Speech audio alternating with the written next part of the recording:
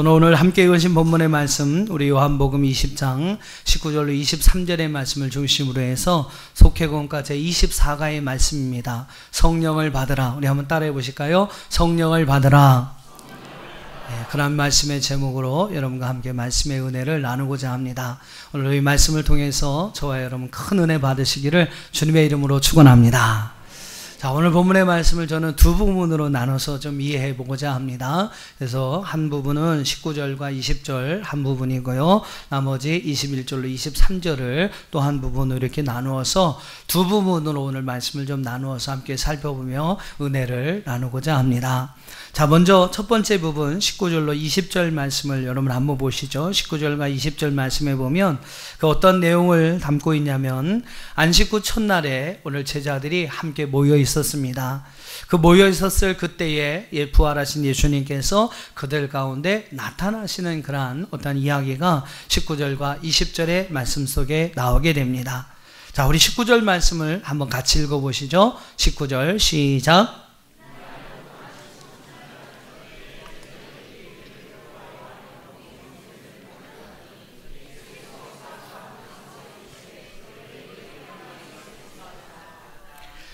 예수님께서 금요일에 성금요일에 십자가의 죽음을 당하십니다. 그리고 3일 후에 부활하시게 되죠.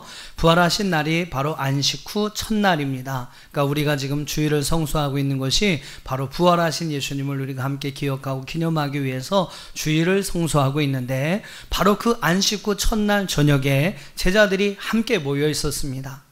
그들이 모여있는 그곳이 어디인지는 이제 여러 학자들에 따라서 달라집니다만, 보통 학자들이 이야기하는 것은 바로 마가의 다락방이었을 것이다 라고 이야기를 합니다.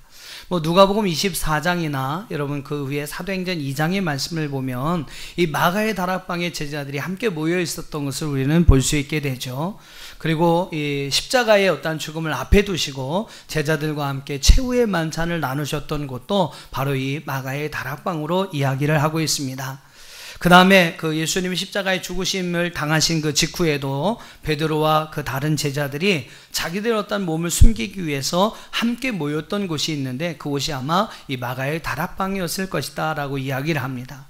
또 사도행전 2장에는요, 예수님께서 이제 성령을 부어주실 것을 약속하시게 되죠.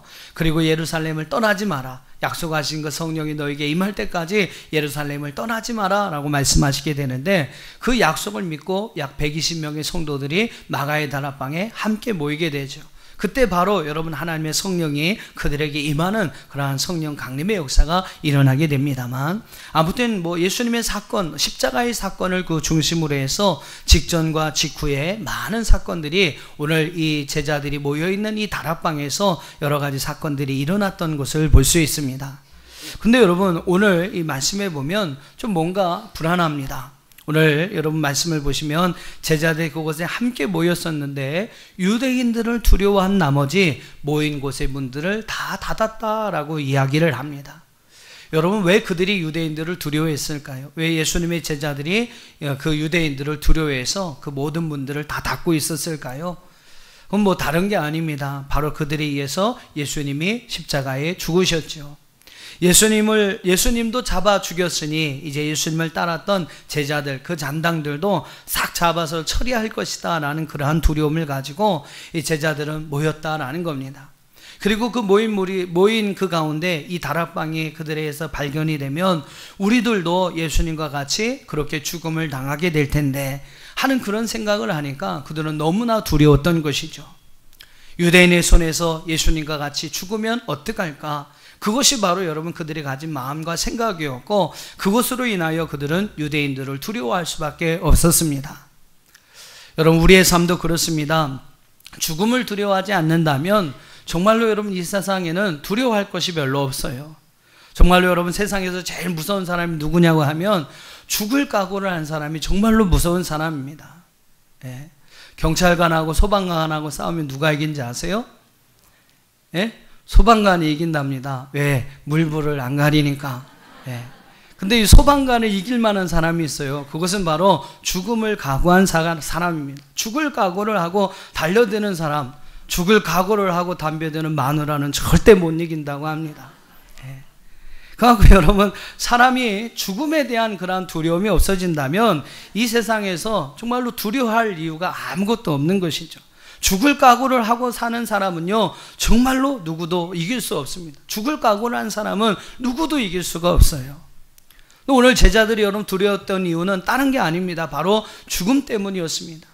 유대인들이 예수님을 죽였는데 우리도 예수님과 같이 죽이면 어떻게 할까? 그들로 인해서 우리가 죽음을 당하면 어떻게 할까? 그것이 여러분 결국 그들을 두렵게 만들었던 것이죠.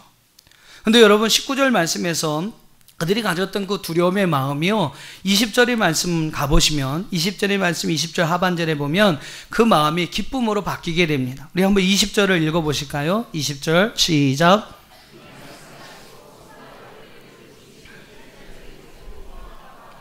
여러분, 왜 제자들의 마음이 두려움에서 20절에 보면 기쁨의 마음으로 바뀔 수 있었을까요? 그건 다른 거 아닙니다. 19절 후반절에 보면 부활하신 예수님이 그들에게 나타나셔서 너에게 평안이 있을지어다 라고 말씀하시죠. 또 20절 상반절에 보면 예수님께서 부활하신 자신의 몸, 손과 옆구리를 그들에게 보여주시게 됩니다. 두려운 마음이 있었는데 여러분, 부활하신 예수님을 보고 또한 그분이 보여주시는 손과 옆구리를 만져보고 그들은요 두려움에서 기쁨으로 그 모든 마음이 바뀌었다라는 겁니다. 제자들의 생각과 여러분 마음이 바뀐 거예요. 이전에는 뭐라고 생각했냐면 예수님처럼 죽으면 어떡하지 이렇게 생각을 했는데, 부활하신 예수님을 보고 나니까, 부활하신 예수님을 만나고 나니까 우리도 이제 부활할 수 있겠다, 죽었다 다시 사는 역사가 우리에게도 나타날 수 있겠구나. 여러분, 부활에 대한 소망과 확신을 그들이 갖게 되었던 것입니다. 그러니까 그들의 두려웠던 마음은 이제 다 사라지고 그들에게 하나님의 주시는 기쁨이 생겨나게 되었던 것입니다. 사랑하는 성도 여러분, 저와 여러분에게 이 부활에 대한 소망과 확신이 있기를 주님의 이름으로 축원합니다. 다른 게 아니죠. 우리의 삶이 왜 여러분 근심과 걱정 가운데 살아가고 있습니까? 왜 우리의 삶에 두려움이 있습니까? 그것은요 다른 거 아니에요. 부활에 대한 소망이 없기 때문입니다. 부활하신 주님에 대한 만남의 체험이, 경험이 없기 때문에 우리의 삶은 두려움으로 가득 차 있는 것이죠. 오늘 여러분 많은 사람들의 모습을 보십시오. 얼마나 두려움 가운데 살아가고 있습니까? 죽음에 대한 그러한 공포와 죽음에 대한 불안함, 여러 가지 세상 일에 대한 근심과 걱정으로 인하여 고민하고 괴로워하는 사람들, 낙심함과 슬퍼하는 자들, 실패와 절망으로 인하여 낙심하는 이들, 질병이나 여러 사고로 인하여 그냥 고민 가운데 살아가고 있는 세상의 사람들을 봐보세요. 그들에게는 여러분 두려움만 있고 기쁨은 없습니다. 그런 두려움 때문에 많은 사람들이요 신경쇠약에 걸린다는 거죠. 시대가 발전하고 여러 문화가 발전하지만 생겨나는 질병의 중심에 있는 그 질병이 뭐냐면 바로 신경성 질병들이라고 하는 겁니다. 요즘은 신경성 두통, 신경성 소화불량, 신경성 요통, 신경성 요새 심지어 당뇨까지 생겼다고 이야기를 합니다. 이렇게 여러분 많은 사람들이 그들이 가지고 있는 근심, 걱정, 염려, 두려움으로 인해서 고통 가운데 그들의 삶을 살아가고 있어요. 근심과 여러분 걱정으로 인하여 기쁨과 즐거움, 행복이 다 사라져버린 이러한 삶을 살아가고 있습니다. 사랑하는 여러분, 오늘 우리가 어떻게 이러한 잃어버린 기쁨과 행복을 되찾을 수 있을까요? 그 방법은 딱 한 가지입니다. 오늘 본문의 19절과 20절은 우리에게 분명히 말씀하고 있어요. 부활의 주님을 만나야 한다. 부활에 대한 소망과 부활에 대한 확신이 너희 가운데 있어야 한다. 여러분, 부활하신 주님을 만났던 그들의 생각이 바뀌면서 이제 부활에 대한 소망과 확신을 갖게 되며 이제 그 모든 두려움은 사라지고 기쁨이 그들 안에 생겨나게 된 줄로 믿습니다. 우리도 여러분 마찬가지 아니겠습니까? 우리가 부활하신 주님을 만나고 여러분 부활에 대한 소망과 확신이 분명히 우리 가운데 있다면 우리는 죽음도 두렵지 않습니다. 그 죽음이 두렵지 않다면 여러분 세상에 두려울 일, 걱정할 일, 근심할 일 아무것도 없는 것이죠. 오늘 저와 여러분에게 부활에 대한 소망과 확신이 있기를 주의 이름으로 축원합니다. 오늘 저와 여러분이 정말로 부활하신 주님을 만나는 그러한 은혜와 축복이 있기를 주의 이름으로 축원합니다. 혹시 여러분 가운데 두려움으로 가득 찬 삶을 살아가고 계신 분이 계신다면 오늘 부활에 대한 소망을 가져보시기를 주의 이름으로 축원합니다. 그리고 여러분 주변에 혹시라도 그런 두려움 가운데 살아가고 계신 분들이 계신다면 여러분 부활하신 그 주님을 증거하는 저와 여러분이 될 수 있기를 주의 이름으로 축원합니다. 우리에게 평안과 안위와 기쁨을 주실 수 있는 분은 오직 부활하신 예수님 분이십니다. 성경은 분명히 오늘 제자들의 모습을 통해서 그 사실을 우리에게 분명히 가르쳐주고 있어요. 부활의 주님을 바라보는 자에게, 부활하신 주님을 만난 자에게, 부활의 소망과 확신을 가진 자에게 오늘 그 모든 두려움이 변하여 기쁨이 되고 감사가 되고 행복이 되고 축복이 되는 놀라운 은혜가 임하게 될 줄로 믿습니다. 여러분 다 그런 사람 되시길 주의 이름으로 축원합니다. 여러분으로 인하여 여러분 주변에 많은 사람들이 그러한 은혜와 기쁨을 함께 누릴 수 있게 되기를 주님의 이름으로 축원합니다. 자, 그 다음에 두 번째 부분은 21절로 23절의 말씀을 우리가 함께 살펴볼 수 있습니다.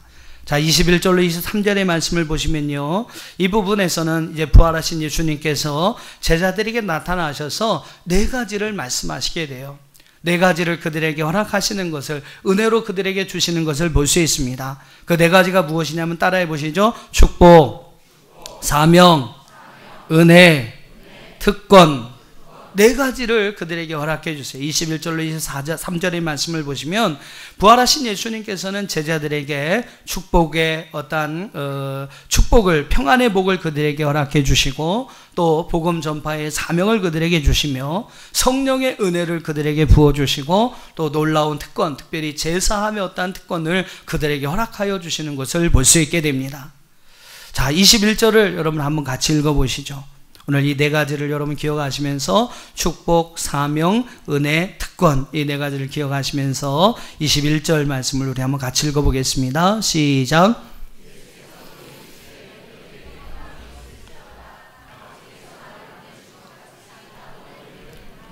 자, 이 말씀 21절 상반절의 말씀 보면 예수님께서 제자들을 향해서 평안의 복을 선언하시는 모습을 보게 됩니다. 너희에게 평강이 있을지어다. 예수님께서 제자들에게 여러분 평안의 복을 선포하시는 그러한 말씀이에요. 부활하신 주님을 만난 이들이 여러분 세상이 줄 수 없는 참된 평안을 누리게 된다라는 것이죠. 부활하신 주님께서 제자들에게 주신 가장 귀한 선물은요, 바로 그들에게 세상이 줄 수 없는 참된 평안을 허락하여 주신 것입니다. 우리 앞에서도 19절과 20절에서도 말씀드렸지만 부활하신 주님을 만났을 때 그들의 두려움이 기쁨으로 여러분 바뀌지 않습니까? 마찬가지로 부활하신 주님께서 오늘 오셔서 그들에게 주신 첫 번째 선물은요, 바로 세상에 얻을 수 없는, 세상에서 가질 수 없는 참된 평안을 그들에게 허락해 주셨다는 것이죠. 우리 요한복음 14장 27절을 우리 한번 같이 읽어보겠습니다. 요한복음 14장 27절 시작.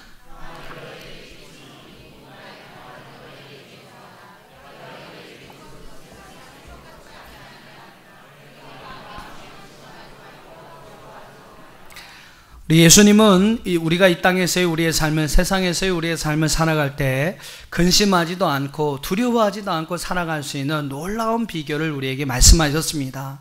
그 비밀이 무엇이냐면 다른 거 없어요. 하나님이 주신 평안을 가져라. 하나님께서 오늘 우리에게 평안을 준다라고 말씀하십니다. 세상에 주는 그러한 평안과 다른 참된 평안을 우리에게 주신다라고 말씀하시게 되죠. 그리고 그 평안을 가진 우리 성도들은요, 마음에 근심하지도 않고 두려워하지도 않고 우리의 삶을 살아갈 수 있을 것이다 라고 주님이 말씀하십니다. 오늘 이 주님이 주시는 참된 평안이 여러분에게 있기를 주님의 이름으로 축원합니다. 세상의 평안과 주님이 주신 평안은 달라요. 세상이 주는 평안은요, 환경과 조건과 여건에 따라 달라집니다. 물질이 많은 사람, 부자인 사람은 행복할 수 있어요. 근데 여러분, 그가 그 물질을 다 날리거나 그 물질이 사라진다면 그는 그러한 평안을 누릴 수 없습니다. 건강했던 사람은 평안을 누릴 수 있어요. 그러나 그 건강이 사라지면 그의 평안은 함께 사라져 버립니다. 자녀가 잘 돼서 그 자녀를 통해서 평안을 얻을 수 있습니다. 그러나 그 자녀에게 문제가 생기면 그 평안은 곧 사라지게 되죠. 세상이 주는 이런 평안은요, 어떠한 문제와 환경과 여건에 따라서 얼마든지 변하고 달라질 수 있는 것이 바로 세상이 주는 평안입니다. 근데 여러분, 예수님이 주시는 평안은요, 환경과 여건과 전혀 상관없는 평안이라는 거죠. 예수님이 우리에게 주시는 평안이 무엇일까? 그거를 이제 생각하는 가운데서 이제 그런 어떤 내용의 하나의 글을 읽은 적이 있습니다. 한번 어떤 이제 그림으로 제가 보여드리면 좋은데, 뭐 제가 그릴 수 있는 그림 실력이 안 되고 또 그런 그림이 어디 없을까 하고 막 찾아봤는데 인터넷상에서도 그림을 찾기가 좀 어려웠어요. 그러니까 여러분 한번 제가 이게 좀 말로 한번 설명을 해드려 볼게요. 여러분 머릿속에 한번 그 그림을 좀 한번 이렇게 그려보십시오. 어떤 모습일까? 어떤 느낌일까? 한번 여러분 머릿속에 이렇게 한번 좀 잘 그려봐 보세요. 자, 어떤 그런 느낌이 바로 우리 주님이 주시는 우리에게 평안이냐면요. 지금 바다가 있습니다. 아주 그냥 큰 지금 파도가 팍팍 지금 큰 바위를 철퍽, 네, 저 좀 이미지도 여러분 좀 이렇게 생겨날 수 있도록 효과음도 넣겠습니다. 막 파도가 철퍽 막 이렇게 치고요. 지금 절벽이 있어요. 절벽이 있는데 아주 그냥 깎아지는 듯한 높은 절벽이 있습니다. 그 절벽을 지금 큰 파도가 막 촥촥 치고 있어요. 네. 그려지십니까? 막 가끔은요, 큰 폭풍우가 물러와서 아주 높은 절벽인데 절벽 끝에까지 막 파도가 올라와서 거기서 산길을 또 이렇게 하고 있습니다. 하고 있어요. 근데 자세히 보니까 그 중간쯤에 그 절벽 그 중간쯤에 새 둥지가 틀어져 있습니다. 새 둥지가 틀어져 있어요. 이렇게 좀 파인 부분인데 그 안에 어미새가 새 둥지를 이렇게 쫙 틀었습니다. 새 둥지가 틀려 있고 그 안에는요 이제 곧 부활한 지 얼마 안 되는 새끼들이 있는 거예요. 그 새의 새끼들이 있습니다. 어미가 물어다 주는 먹이를 막 그냥 서로 먹겠다고 막 삐약하는 병아리인가요? 하여튼 막 찍찍찍찍 그러면서 엄마 새가 갖다 주는 그 모이를 받아먹고 있습니다. 그리고 그냥 그 안에서 자기들끼리 신나게 놀고 있는 아기 새들이 있어요. 아기 새들이 있습니다. 여러분 한번 생각을 해보세요. 파도가 팍팍 치고 폭풍우가 팍팍 몰아치는데 그 둥지 안에 있는 새들은요, 그 어머니 새 안에 품 안에서 어머니가 품어주는 그 품 안에서 그냥 편하게 서로 짹짹짹짹 대면서 놀고 있는 것입니다. 예. 저는 이런 것이 바로 우리 주님이 우리에게 주시는 그러한 평안이 아닐까. 환경과 여건 막 그냥 바람 폭풍우 막 몰아치고 큰 파도가 삼키듯이 그런 가운데서도 어미새 품 안에서 그 평안한 가운데 아무것도 모르죠. 그 새끼들이 뭘 알겠습니까? 아무것도 모르는 가운데 그냥 어머니 품 안에서 그냥 즐겁게 평안하게 자기들의 평안과 기쁨을 누리고 있는 아기 새의 모습들. 예, 그것이 바로 여러분 주님이 우리에게 주시는 평안의 모습이 아닌가 생각해 봅니다. 바로 주님은 오늘 우리에게 이러한 평안을 약속해 주신 것이죠. 이러한 평안의 복을 우리에게 주시겠다고 말씀하십니다. 그리고서 우리에게 말씀하시기를 너희는 평안할지어다. 사도 바울은 복음을 전하다가 감옥에 갇힙니다. 매를 많이 실컷 두들겨 맞고 감옥에 갇히게 돼요. 여러분 기뻐할 일이, 감사할 일이 무엇이 있겠습니까? 막 원망하고 불평해야죠. 하나님, 내가 복음 전하다가 이렇게 됐는데 이게 무엇입니까? 원망하고 불평해야 되죠. 근데 바울은요, 그 감옥에서 오히려 하나님을 기뻐하고 하나님을 찬송합니다. 여러분, 이러한 바울의 모습이 바로 평안의 복을 받은 자의 모습이 아니겠습니까? 오늘 저와 여러분에게 하나님이 우리에게 주신, 부활하신 주님이 우리에게 말씀하신 이 평안의 복이 함께 하시기를 주의 이름으로 축원합니다. 세상의 풍파 흉흉하고 여러 가지 삶에 어렵고 힘든 문제들이 우리 앞에 착 지금 준비되어 있지만 우리 주님이 나와 함께 하시기 때문에 나는 어미새가 보호하는 그 아기 새끼들과 같이 정말로 그 속에서 평안한 삶을 누리며 살아가게 되는 것이죠. 오늘 이러한 평안의 복이 저와 여러분 안에 있기를 주의 이름으로 축원합니다. 두 번째로 21절 하반절의 말씀 보면요, 예수님께서 그렇게 말씀하십니다. 아버지께서 나를 보내신 것 같이 나도 너희를 보내노라. 바로 여러분 이 땅에서 우리가 감당해야 할 사명에 대해서 말씀하시는 이야기입니다. 하나님이 예수님을 세상에 보내셨어요. 하나님께서 예수님을 여러분 세상에 보내신 이유가 무엇입니까? 요한복음 3장 16절과 17절 말씀해 보니까 하나님이 세상을 이처럼 사랑하사 독생자를 주셨으니 이는 그를 믿는 자마다 멸망하지 않고 영생을 얻게 하려 하심이라. 하나님이 그 아들을 세상에 보내신 것은 세상을 심판하려 하심이 아니요 그런 말미암아 세상이 구원을 받게 하려 하심이라. 할렐루야. 하나님이 그 아들을 세상에 보내신 것은 다른 게 아니에요. 세상을 심판하기 위함이 아니요 그런 말미암아 세상이 구원을 받게 하심이다 라고 말씀하고 있습니다. 여러분, 하나님이 우리에게 보내주신 은혜죠. 그 예수님으로 인하여 우리가 구원받은 것을 믿으시길 바랍니다. 이제 여러분, 예수님께서, 그 부활하신 예수님께서 제자들에게 하시는 말씀이 무엇이냐면, 아버지께서 나를 보내신 같이 나도 너희를 세상에 보내노라. 그것이 여러분, 부활하신 예수님께서 제자들에게 맡겨주신 사명이었다는 거죠. 아버지께서 나를 보내신 것 같이 나도 너희를 보내노라. 제자들은요, 예수님께 받은 그런 사명을 가지고 부활하신 예수님을 증거해야 될 사명을 받게 되었다라는 겁니다. 그로 인하여 세상에 많은 죽어가는 영혼들이 구원을 받게 하신다라는 것이죠. 오늘 여러분, 이것이 제자들에게만 주어진 사명이겠습니까? 오늘 하나님께서 이곳에 교회를 세우시고 오늘 우리 성도님들을 이렇게 불러주신 이유도요, 바로 오늘 이 교회와 성도들을 통해서 이 세상에 죽어가는 많은 영혼들을 구원하고 이 세상을 여러분 구원하시기 위하여 바로 하나님의 교회를 세우시고 저와 여러분을 이곳에 불러 모아 주신 줄로 믿습니다. 교회와 성도들은 사도들의, 우리 제자들의 뒤를 이어서 보냄을 받은 자의 사명을 갖고 있다는 것을 알아야 합니다. 복음을 전하는 그러한 사명을 감당해야 하는 것이 바로 오늘날 이 시대의 교회요, 바로 저와 여러분인 줄로 믿습니다. 오늘 우리에게 주님은, 부활하신 주님은 세상을 구원할 사명을 우리에게 맡겨주셨어요. 사랑하는 성도 여러분, 우리 예수님께서 우리에게 말씀하신 이 귀한 사명, 아버지께서 나를 보낸 같이 나도 너희를 세상에 보내노라. 예수님의 보냄을 받은 그러한 증인으로의 삶을 살아가는 저와 여러분이 될 수 있기를 주님의 이름으로 축원합니다. 세 번째를 한번 보시죠. 22절을 같이 한번 읽어보겠습니다. 22절, 오늘 본문의 말씀 22절 시작.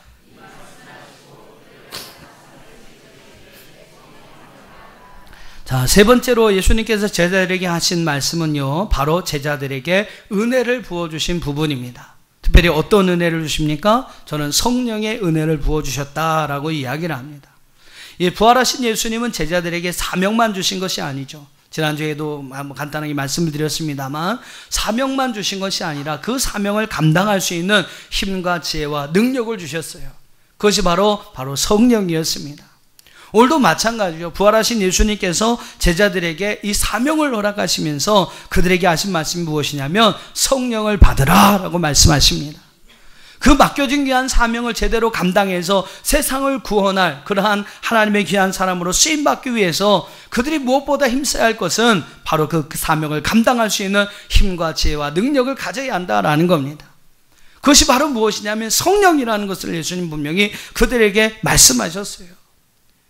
예수님은 제자들에게 성령의 은혜를 받아야 한다. 그러면서 그가 가지고 있던 그러한 성령의 은혜를 부어주십니다. 오늘 여러분 22절의 말씀 보면 그러한 예수님의 어떤 모습들이 상징적으로 나타나고 있어요. 예수님께서 제자들을 향해서 숨을 싹 내쉬면서 하시는 말씀이 뭐라고 하셨습니까? 성령을 받으라. 그러면 여러분 주님의 입에서 나오는 그 어떠한 생기, 그 어떠한 숨을 통해서 너희들이 성령을 받아야 한다라고 말씀하시는 그러한 주님의 모습을 보게 됩니다. 오늘 저와 여러분도 주님이 주시는 성령의 은혜를 받으시기를 주의 이름으로 축원합니다. 이 약속하신 은혜는 이제 사도행전 2장 1절로 4절 말씀에 가면 실제로 하나님께서 그 마가의 다락방에 모인 성도들에게 부어주시는 은혜로 나타나게 됩니다.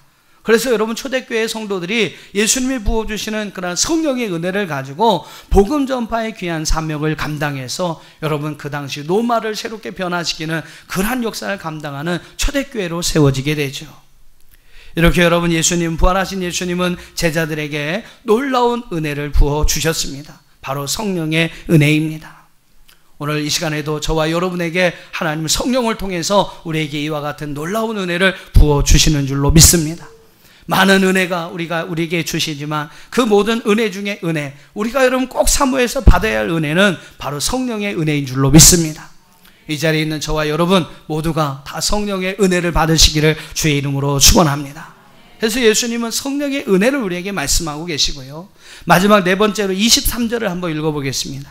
23절 시작.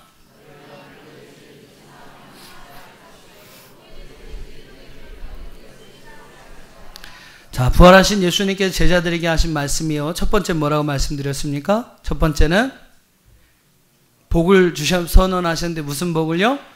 평안의 복을 우리에게 말씀하셨고, 두 번째는 예, 내가 아버지가 나를 보낸 같이 나도 너희를 세상에 보낸다. 세상을 구원할 그러한 사명을 그들에게 부어주셨고요. 세 번째가 무엇입니까? 그렇죠. 우리에게 큰 은혜 주시는데 그 은혜 가운데 최고의 은혜인 바로 성령의 은혜를 우리에게 말씀해 주셨습니다. 자, 그 다음에 네 번째로 말씀하신 것은 저는 특권이라고 했어요. 특권. 제자들에게 부활하신 예수님께서 주신 놀라운 특권이 있습니다. 그 특권이 여러분 무엇이냐면 23절의 말씀 보면 너희가 누구의 죄든지 사하면 사하여질 것이요 누구의 죄든지 그대로 두면 그대로 있으리라. 바로 여러분 죄 사함의 특권에 대해서 말씀하시게 됩니다. 근데 여러분 이 23절이 솔직히 좀 해석하기 어려운 그러한 말씀이에요. 부활하신 예수님께서 그 제자들에게 죄를 사하는 권세를 허락해 주셨습니다. 인간의 여러분 죄를 사할 수 있는 분은 원칙적으로는 하나님만 가능하신 거죠. 원칙적으로는 하나님만 가능하십니다.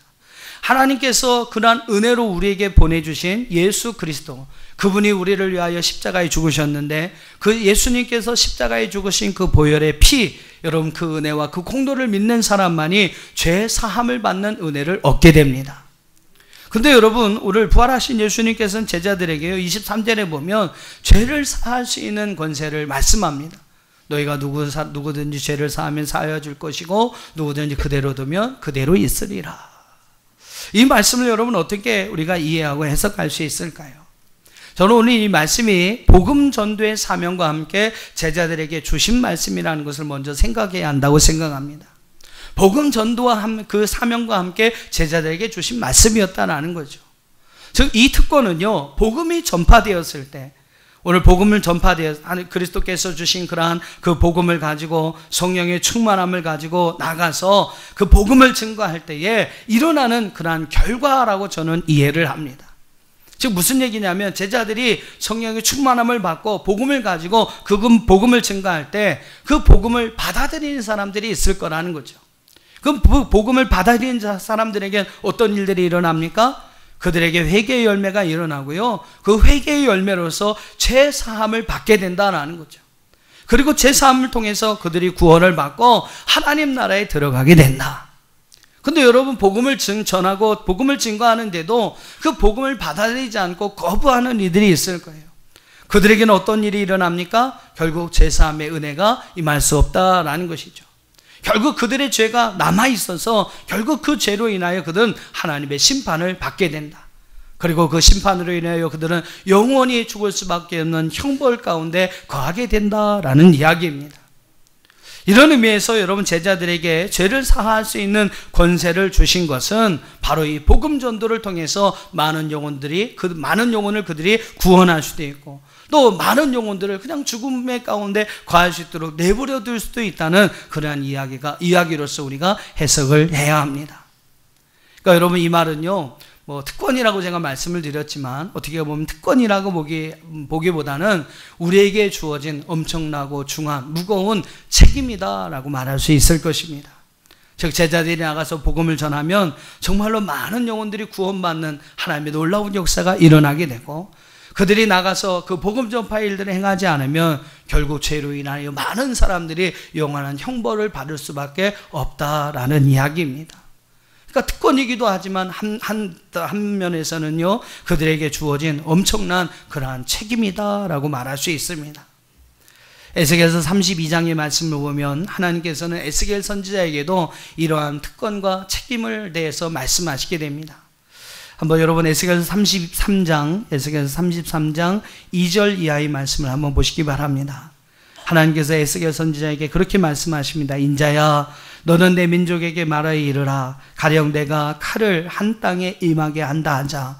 그 땅 백성이 자기들 가운데에 하나를 택하여 파수꾼을 삼은 그 사람이 그 땅에 칼이 임함을 보고 나팔을 불어 백성에게 경고하되 그들이 나팔 소리를 듣고도 정신을 차리지 아니하므로 그 임하는 칼에 제거함을 당하면 그 피가 자기의 머리로 돌아갈 것이라. 그가 경고를 받았던들 자기 생명을 보존하였을 것이나 나팔 소리를 듣고도 경고를 받지 아니하였으니 그 피가 자기에게로 돌아가리라.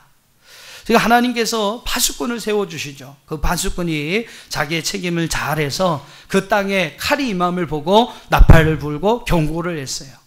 자기의 책임을 다한 거죠. 근데 그 책임을 다함으로 인해 임함에도 불구하고 그 땅에 그 칼로 인하여 제거함을 당하는 일이 있었다라는 겁니다. 그럼 그 죄를 누구의 손에서 찾느냐? 하나님은 그 경고를 받았음에도 듣지 않는 그 사람의 머리에서 그 피해 값을 도로 찾을 것이다 라고 말씀하시게 됩니다.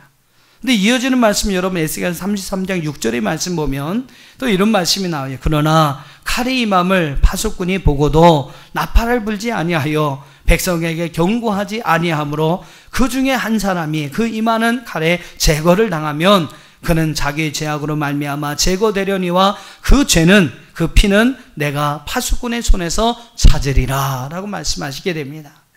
근데 중요한 것은 여러분, 파수꾼이 위험을 알면서도 그 위험에 대해서 경고하지 않는다면, 그래서 그 사람이 경고하지 않음으로 인해서 그 성에 있는 중에 한 사람이라도 그 칼의 제거함을 당하게 된다면 그 피는 바로 그 파수꾼의 손에서 찾게 될 것이다 라고 하나님께서 선지자 에스겔에게 말씀하고 계신다라는 겁니다. 여러분, 이 말씀은 똑같아요. 오늘 마찬가지입니다. 우리가 여러분 복음의 전함으로 인해서, 우리가 복음을 전함으로 인해서 또한 그 복음을 받아들이냐 받아들이지 않음에 따라서 나타나야 될 그러한 모든 결과를 우리가 뻔히 다 알고 있습니다. 여러분 중에 그 결과를 모르시는 분은 없잖아요. 복음을 받아들이면 영원히 사는 거죠. 영원한 생명을 얻습니다. 그러나 그 복음을 받아들이지 않는 사람은요, 영원한 형벌, 영원히 죽음 가운데 거할 수밖에 없는 것이죠. 이런 여러분 복음 전파의 뻔한 결과를 알면서도 복음을 전하는 일을 등한시하고 있다면, 우리가 복음을 전하지 않는다면, 그래서 여러분 그것으로 인하여 복음을 듣지 못해서 멸망을 당하는 영혼이 생긴다면 그 한 영혼의 피값을 바로 하나님 우리의 손에서 찾으실 것이라고 바로 성경을 통해서 우리에게 말씀하고 있습니다. 그러면서 여러분 제자들에게 하신 말씀도 그거예요. 이 죄사함의 어떠한 능력을 그들에게 허락하여 주시면서 이제는 복음을 전하라는 거죠. 그 복음을 통해서 저 죽어가는 많은 영혼, 세상에 죽어가는 많은 영혼들을 살리고 구원해야 한다라고 말씀하여 주고 계십니다. 이것이 여러분 우리에게 주시는 특권이자 오늘 우리가 이 땅에서 정말로 무거운, 두렵고 떨리는 그러한 마음을 가지고 감당해야 할 우리의 무거운 책임이라는 것이죠. 소망하고 기도하기는 오늘 우리에게 주신 이 귀한 책임을 정말로 두렵고 떨리는 마음으로 잘 감당해 갈 수 있는 저와 여러분이 될 수 있기를 주의 이름으로 축원합니다. 그래서 정말로 우리를 통해서 죽어가는 세상의 많은 영혼들이 구원을 받고 정말로 하나님 앞으로 돌아오는 놀라운 하나님의 귀한 은혜가 저와 여러분을 통해 나타날 수 있기를 주의 이름으로 축원합니다. 정리하고 말씀을 마치고자 합니다. 오늘 말씀에서 특별히 부활하신 예수님은 21절 이하의 말씀에서 제자들에게 네 가지를 말씀해 주셨어요. 두 가지는요, 이 네 가지를 또 좀 한번 해본다면 두 가지는 그냥 한없이 정말로 좋은 것입니다. 근데 이 또 두 가지는요, 좀 우리에게 부담스러운, 좋은 것이지만 부담스러운 것이죠. 그냥 여러분 한없이 좋은 것은 무엇입니까? 평안의 복과 성령의 은혜라고 저는 생각을 해요. 그냥 하나님께서 누구에게나 그냥 한없이 주시기 좋은 그러한 것들로 우리에게 주신 두 가지 은혜, 바로 평안의 복과 성령의 은혜입니다. 오늘 이러한 은혜가 저와 여러분 가운데 임하기를 주의 이름으로 축원합니다. 근데 여러분 그뿐만이 아니죠. 조금 부담스럽지는 하지만 우리에게 하나님께서 맡기신 두 가지가 있습니다. 바로 세상을 구원할 사명과 바로 제3의 능력, 또한 모든 죽어가는 많은 영혼들 구원할 책임이 바로 저와 여러분 가운데 있습니다. 축복과 은혜, 사명과 특권, 여러분이 네 가지를 부활하신 주님께서 제자들에게 말씀하여 주신 것이죠. 오늘을 살아가는 저와 여러분, 먼저 믿은 저와 여러분에게 주님이 당부하시고 부탁하시는 말씀이라고 믿습니다. 소망하기는 저와 여러분이 부활하신 그 주님의 귀한 말씀을 여러분 기억하면서 오늘 이 네 가지 명령을 따라 이 마지막 때를 잘 살아갈 수 있는 저와 여러분이 될 수 있기를 주님의 이름으로 축원합니다.